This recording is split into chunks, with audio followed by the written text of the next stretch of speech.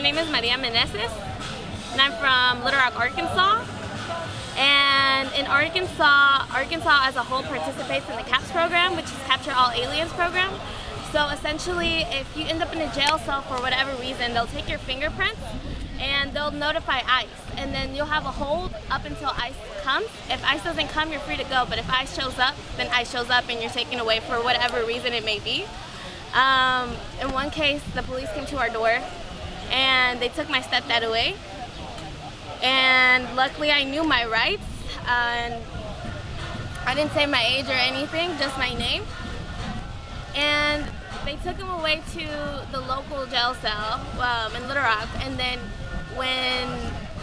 a couple of days later, we found out that he had a hold for ICE, and we were really confused because my stepdad has never once been in trouble with the law before, and it was just very bizarre.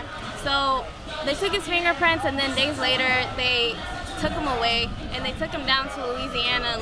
They took him to Lone Oak and then Louisiana. That's where everyone in the South gets taken to. We were really scared because at the time I was 19 and we were scared that my mom would be next. So the reason why we were scared was because I had a 2-year-old sister at the time and a 15-year-old brother, and we were running around trying to get passports just in case, and I would have to be the one left in charge with them. But luckily she wasn't taken away, so in order to get him out, like, we had to run to Fort Smith, which is 2 hours away from Little Rock, then Memphis. Their stuff wasn't working, and it was just back and forth the whole entire time. But this doesn't only just happen to my family. It happens to quite frequently a bunch of people in the community, especially in Arkansas. I had a case where there was this one lady who messaged me on Facebook. She said, "Hey, I need help. They just caught my husband."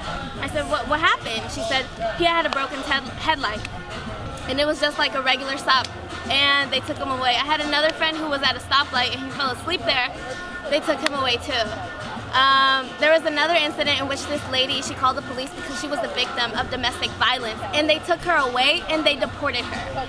So there's been lots of cases and instances where they've also shown up to a factory where it was just mothers working to provide for their families, and they took them away.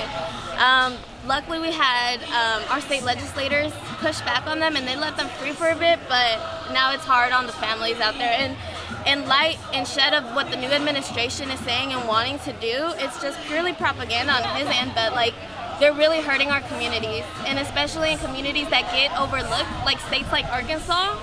It's happening, and it's happening everywhere.